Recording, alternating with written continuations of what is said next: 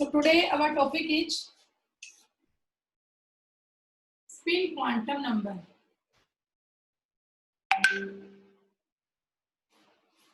ठीक है, अब बेटा जो ये स्पिन क्वांटम नंबर है ये किसके बारे में बताता है? It tells about the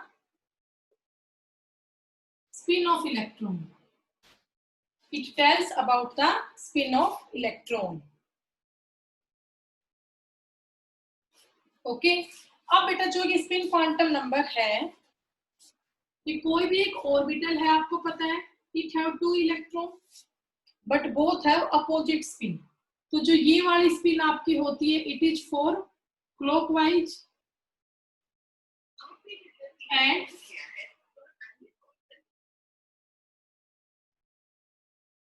it is for anti clockwise spin. बेटा जो आपके दो इलेक्ट्रॉन प्रेजेंट होते हैं एक ऑर्बिटल में, उनमें एक की स्पिन होती है क्लॉकवाइज और एक की स्पिन होती है एंटी क्लॉकवाइज. ठीक है, तो क्लॉकवाइज स्पिन बेटा मैंने बता दिया है आपको, इसके लिए होगी और ये आपका एंटी क्लॉकवाइज होगा. अब जो क्लॉकवाइज स्पिन आपकी है उसमें स्पिन वैल्यू हम क्या लेंगे? तो क्लॉकवाइज स्पिन में स्पिन की वैल्यू होगी +½ और एंटी क्लॉकवाइज में होगी -½ ठीक है, क्लॉकवाइज में +½ होगी, एंटी क्लॉकवाइज में -½ होगी, ये आपको ध्यान रखना पड़ेगा. ठीक है, उसके बाद यहाँ पे एक फॉर्मूला होता है to calculate spin angular momentum. To calculate spin angular momentum. तो अगर मैं यहाँ बात करूंगी बेटा स्पिन मोमेंटम की तो कैसे निकलेगा? S √S × S+1 × H. जैसे हमारा पहले था ना उसमें L था, वो हमारा किसके लिए था? फॉर एंगुलर मोमेंटम, और ये हमारा क्या है? स्पिन मोमेंटम है. तो इसके लिए फॉर्मूला क्या बनेगा? √S × S+1 × H. अब मान लीजिए हमारे पास बेटा क्लॉकवाइज स्पिन है, तो आपको पता है क्लॉकवाइज स्पिन में S की वैल्यू क्या होती है? +½ तो क्लॉकवाइज स्पिन में S की वैल्यू क्या होती है? +½ होती है. तो आप इसका क्या निकालें? मोमेंटम निकालें तो क्या हो जाएगा बोलिए? ठीक है, ये हुआ. ओके, कर लेंगे बेटा. तो इस तरह से हम क्या निकालते हैं? स्पिन एंगुलर मोमेंटम निकालते हैं. ठीक है, तो भाई ये हमारा टॉपिक तो पूरा हो गया क्वांटम नंबर का. अब इसमें सबसे मेन है इसके न्यूमेरिकल्स. तो अब हम इन टॉपिक्स में न्यूमेरिकल्स की प्रैक्टिस करना शुरू करते हैं. तो सबसे पहला न्यूमेरिकल है बेटा, नोटबुक पेन निकाल लीजिए और साथ साथ आप लोग न्यूमेरिकल्स करें.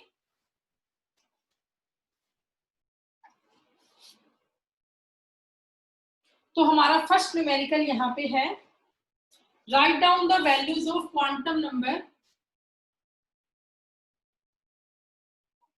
Write down the values of quantum number n, l and m. Write down the values of quantum number n, l and m for the following orbitals. पहला ऑर्बिटल है आपका 3d x² - y². सेकंड है आपका 4d z². Third है 3d xy. Fourth है 4d xz और fifth है 2pz. ठीक है, so these are the 5 orbitals और आपको इन पांचों ऑर्बिटल्स में बेटा वैल्यू लिखनी है इनके हर एक क्वांटम नंबर की. तो आप लोग खुद करके देखिए एक बार, 10 सेकंड के लिए. आपसे होते हैं न्यूमेरिकल इसमें से.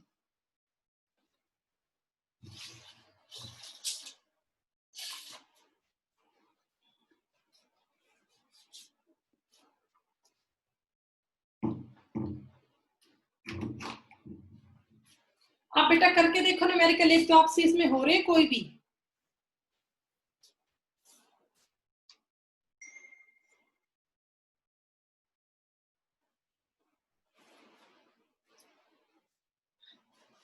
तो बेटा मैं आपको एक एग्जांपल समझाती हूँ, फिर आप खुद करना इसमें.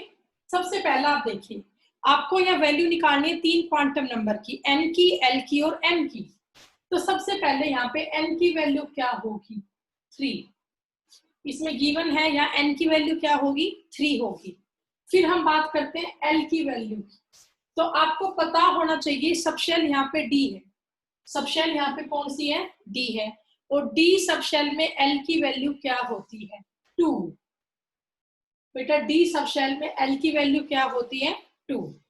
अब यहाँ निकालनी है m की वैल्यू। तो अगर l की वैल्यू 2 है तो m की तो सारी वैल्यू होगी -2 से लेके +2 तक, -2 से लेके +2 तक सारी वैल्यूज वो शो करेगा। ठीक है, अब उनमें से देखिए यहाँ पे कौन सी होगी, -2 होगी, -1 होगी, +1 होगा, +2 होगा।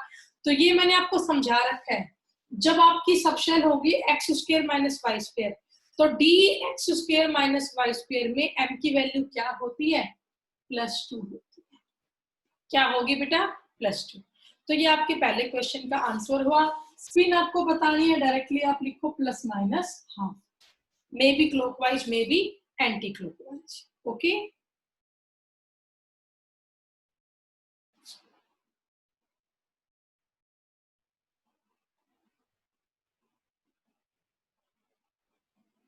यश बेटा खुद को अनम्यूट करो और बोलो क्या कह रहे हो। में एल की वैल्यू क्या होती है 2 होती है, तो ये सबशेल यहाँ पे डी है और यहाँ एल की वैल्यू क्या होगी 2 होगी। अब आपको ये पता है अगर एल की वैल्यू 2 है तो एम निकालने का फॉर्मूला क्या है, -l से लेके +l तक।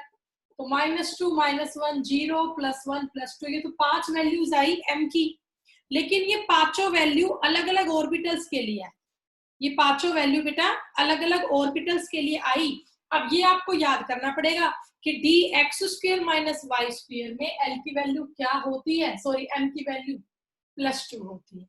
क्या होती है +2, इसीलिए यहाँ पर क्या लिखा गया, सिर्फ +2 लिखा गया। ठीक है बेटा, एग्जाम्पल आपको और समझाती हूँ फिर समझ जाओगे आप लोग। सेकेंड एग्जाम्पल देखिए 4dz²। तो आप खुद देखिए 4dz² है, तो यहाँ पर n की वैल्यू क्या है 4, ये आपको समझ में आ गया होगा। यहाँ n की वैल्यू है आपकी 4। उसके बाद यहाँ पे l की वैल्यू क्या है, तो फिर से आपका d सबशेल ही है, तो आपको पता है d सबशेल में l की वैल्यू क्या होती है 2। बेटा वैसे यहाँ l की 4 वैल्यू हो सकती है 0 1 2 3, लेकिन मैंने इन 4 में से 2 को ही लिया, क्यों, क्योंकि मेरी सबशेल d है।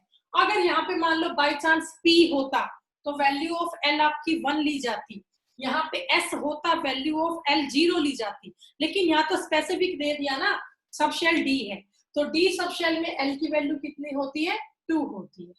ठीक है, इसके बाद आप आगे देखो m की वैल्यू।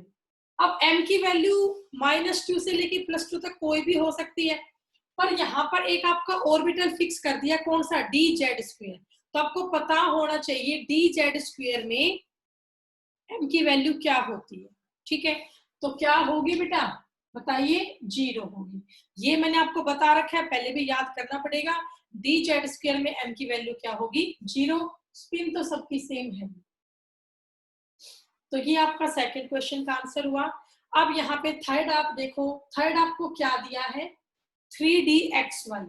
तो n की वैल्यू यहाँ पे कितनी है 3 गिवन है, फिर यहाँ l की वैल्यू d सबशेल है दोबारा से, तो d सबशेल में l की वैल्यू दोबारा से होगी 2 होगी। फिर m की वैल्यू बेटा, या m की वैल्यू क्या होगी, अब आप खुद देखो 3dxy है, तो dxy में m की वैल्यू क्या होती है, ठीक है -2। क्या होती है बेटा -2। स्पिन फिर से वो इसीलिए। इस क्वेश्चन का ये आंसर हुआ। इसके बाद फोर्थ आप देखें, फोर्थ है आपका 4dxz, 4dxz। ठीक है, तो देखिए ध्यान से, यहां भी n की वैल्यू क्या है 4, l की वैल्यू फिर से क्या हुई 2, और zx है, zx में m की वैल्यू क्या होती है +1। ये आपको याद करने पड़ेंगे बेटा। तो यहाँ m की वैल्यू क्या हुई +1 हुई। ठीक है, चलिए अब इसके बाद लास्ट आप करें 2pz।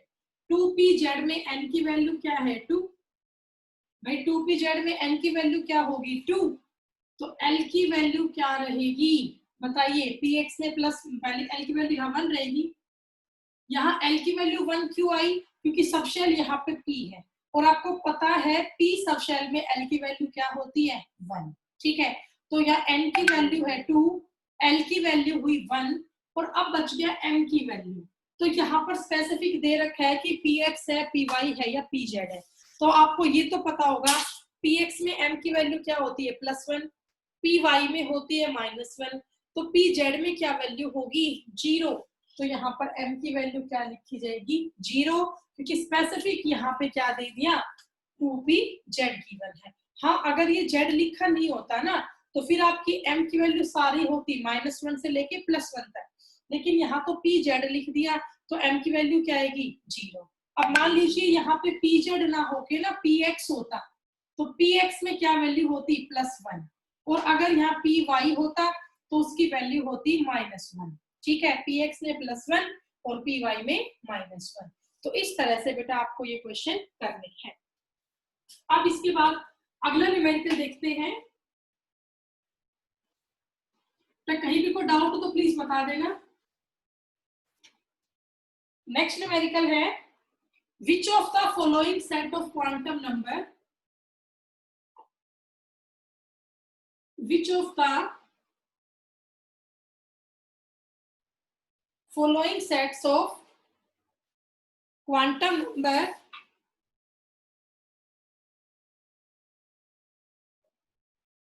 are permitted or not। बेटा आपको यहाँ मैं कुछ एक सेट्स दूंगी क्वांटम नंबर के, आपको वो बताना है ये सेट्स परमिटेड भी है या नहीं है। ठीक है, तो पहला आप देखिए बेटा, फर्स्ट है हमारा n की वैल्यू है 2, l की वैल्यू है 2, n की वैल्यू भी 2 है, l की वैल्यू भी 2 है, m है -1, स्पिन है ±। ये पहला है। उसके बाद सेकंड है हमारा n की वैल्यू है 2, वैल्यू ऑफ l है 0, m है 0। ठीक है, और थर्ड है हमारा यहाँ पे n = 3, l = 1, m = -1, स्पिन है ±½ तो ये आपको 3 सेट यहाँ पे ऑर्बिटल्स के दिए गए हैं। आपको इन 3 सेट ऑफ ऑर्बिटल्स में ये बताना है कि कौन से यहाँ पे परमिटेड है और कौन से नहीं है। ये ऑर्बिटल बनने पॉसिबल भी है या नहीं आपको ये बताना है। तो पहला आप देखो बेटा, n की वैल्यू कितनी है 2 है। आपको पता है अगर n की वैल्यू होगी 2 तो l की वैल्यू तो क्या होगी 0 to n-1। भाई l की वैल्यू कैसे निकलती है 0 to n-1, तो n की वैल्यू है 2 तो l तो क्या होगा 0 to 2-1, मतलब वैल्यू ऑफ l 0i और 1i, 0i और 1i। लेकिन यहाँ पर l की वैल्यू क्या दे रखी है 2। तो आप बताइए अगर कभी n की वैल्यू 2 होगी तो वहां पर l की वैल्यू 2 आने की पॉसिबिलिटी है, कभी भी नहीं आ सकती। अगर n आपका 2 है तो l की वैल्यू तो क्या आएगी 0 और 1, l की वैल्यू तो क्या आएगी बेटा 0 एंड 1 आएगी, यहाँ पे आ ही नहीं सकता आपका। जो पहला क्वेश्चन है उसका आंसर क्या होगा, क्या ये सही है, ये सही नहीं है। तो फर्स्ट क्वेश्चन का आंसर होगा नॉट परमिटेड, नॉट परमिटेड। ठीक है, इसके बाद बेटा सेकंड आप देखिए n = 2 है, l = 0। अब आप खुद देखिए अगर n = 2 है तो l की वैल्यू क्या क्या आ सकती है 0 और 1, तो ये बढ़ सकता है ना। आपको पता होना चाहिए वैल्यू ऑफ l 0 किसके लिए होती है s सबशेल के लिए। तो ये ठीक है, अगर n की वैल्यू 2 है तो वैल्यू ऑफ l आपकी 0 आ सकती है। तो भाई ये n की वैल्यू तो है 2 और आपको पता है l की वैल्यू 0 किस सबशेल में होती है s, तो ये आपका क्या हुआ 2s हो गया। अब अगर l आपका 0 है तो m भी आपका क्या रहेगा 0 ही रहेगा। तो जो आपका मैंने सेकंड केस लिखा है ये आपका परमिटेड, ये बन सकता है। और कई बार ना एग्जाम में ऐसे भी आता है कि आप इसकी ना प्रॉपर डेजिग्नेशन लिखो। ये कंडीशन आपको दी होगी, बताइए ये कौन सा ऑर्बिटल है। तो ये बेटा कौन सा ऑर्बिटल बना 2s, ये कौन सा ऑर्बिटल है 2s। इसके बाद थर्ड आप देखिए, थर्ड आपको दे रखा है वैल्यू ऑफ l यहाँ पे है 3, l की वैल्यू है 1, m की वैल्यू है -1 और स्पिन आपका है ±½ तो इसका आंसर आप देखिए बेटा n की वैल्यू यहाँ पे 3 है तो मैं यहाँ 3 लिखूंगी। अब आप बताओ l की वैल्यू क्या 1 हो सकती है? बिल्कुल हो सकती है क्योंकि l कैसे निकलता है 0 to 3 - 1 होगा, 0 आएगा 1 आएगा और 2 तो यहाँ पे क्या दे रखा है वैल्यू ऑफ l 1 दे रखी है तो पॉसिबल है, बिल्कुल पॉसिबल है। तो ये ऑर्बिटल आपका परमिटेड होगा, दिस ऑर्बिटल इज परमिटेड। ठीक है, चलिए परमिटेड तो हो गया। अब मैं आपको ये कहूंगी आप इस ऑर्बिटल की प्रॉपर डेजिग्नेशन लिखें। तो इसकी प्रॉपर डेजिग्नेशन क्या होगी?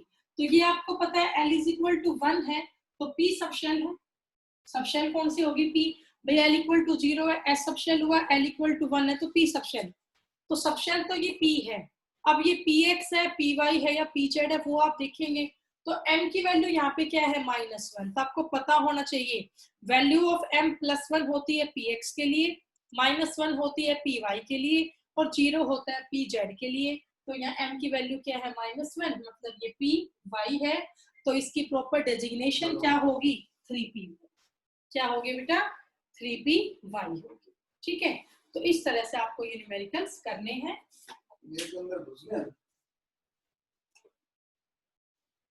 चलिए अब इसके आगे देखिए आप।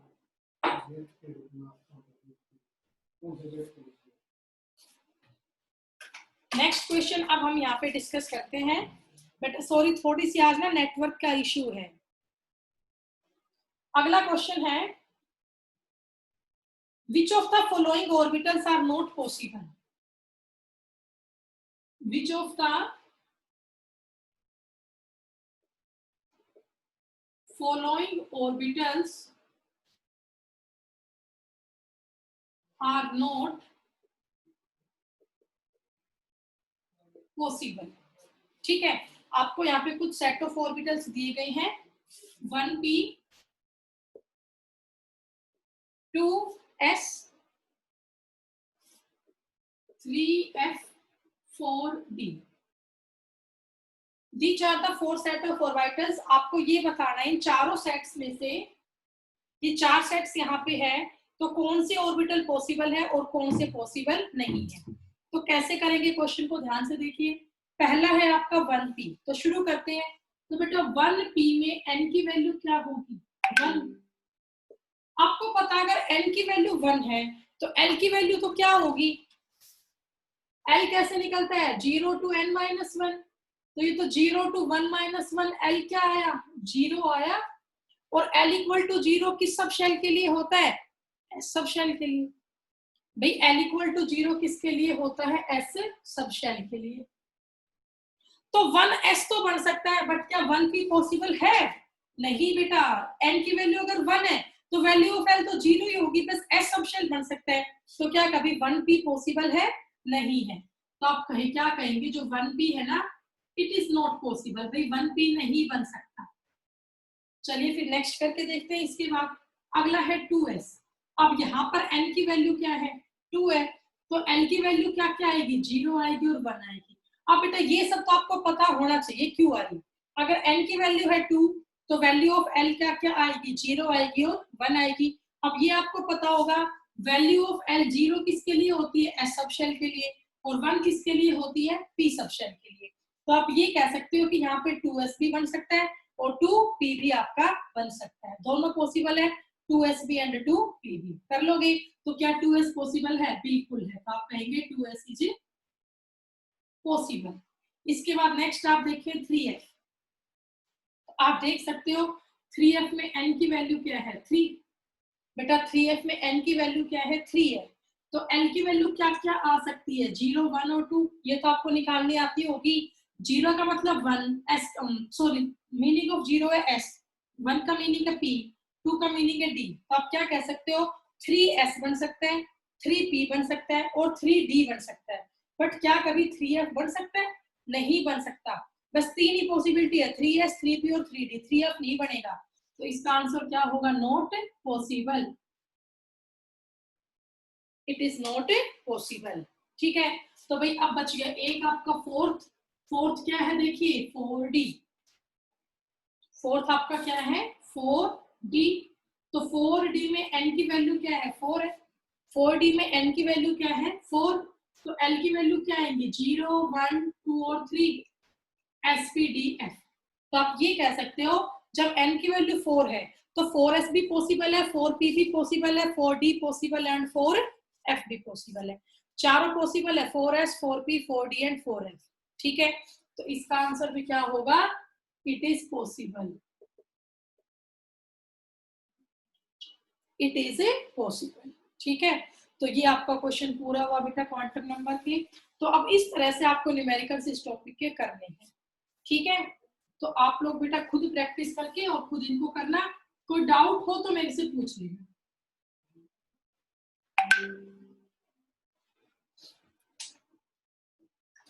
तो अब इसके बाद मैं नेक्स्ट टॉपिक शुरू कर रही हूँ। देखिए नेक्स्ट टॉपिक है poly exclusion principle. Next topic is poly exclusion principle. अब इस प्रिंसिपल की स्टेटमेंट क्या है?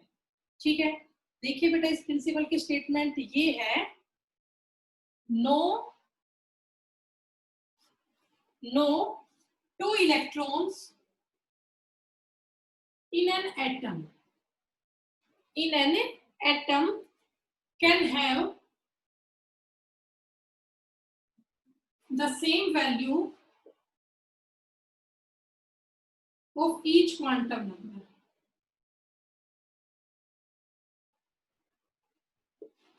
No two electron in an atom can have the same value of each quantum number. और इसी को हम यहाँ ये भी बोलते हैं an orbital maximum carry, an orbital maximum carry 2 electron, an orbital maximum carry 2 electron but with opposite spin।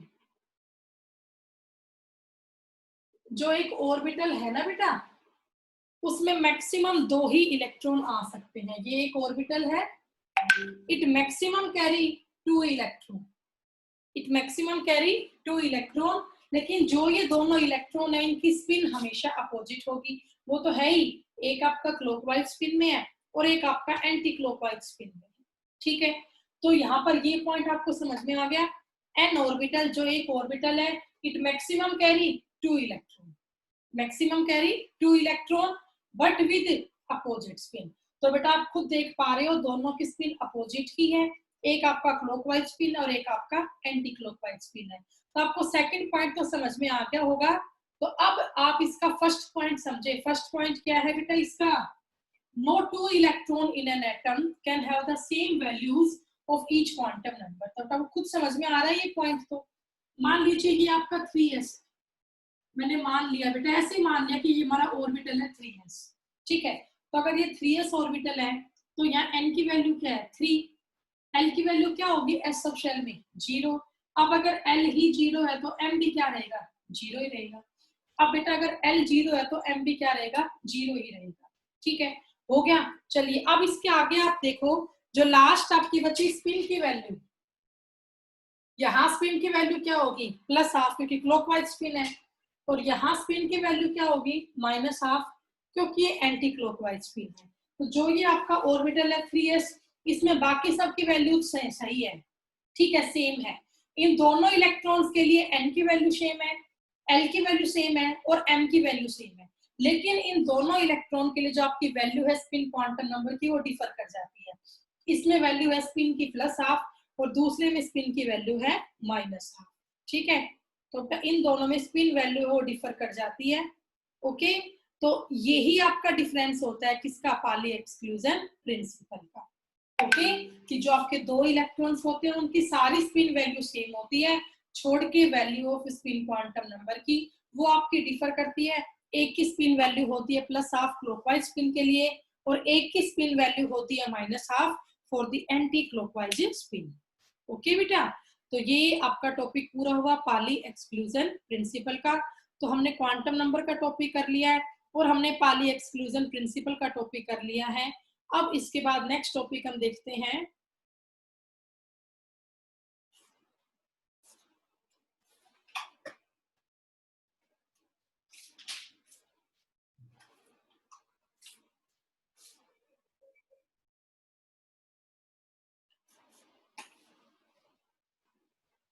देखिए बेटा नेक्स्ट यहाँ पे कुछ सिंपल सिंपल से फॉर्मूला से ट्रिक्स है, वो क्या है देखिए।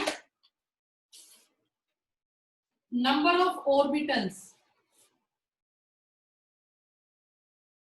in nth shell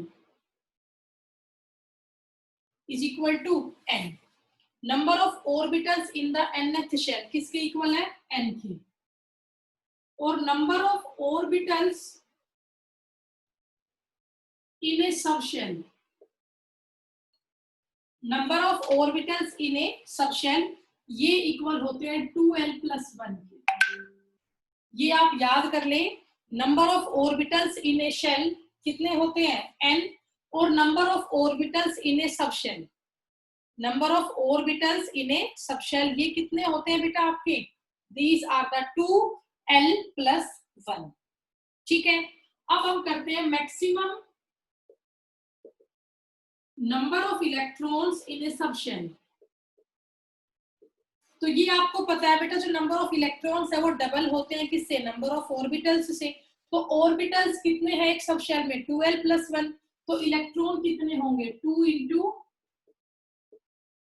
2l plus 1, 2 into 2l plus 1। ठीक है, और लास्ट आपका बचा maximum number of electrons in a shell किसके इक्वल होता है, 2n स्क्वायर।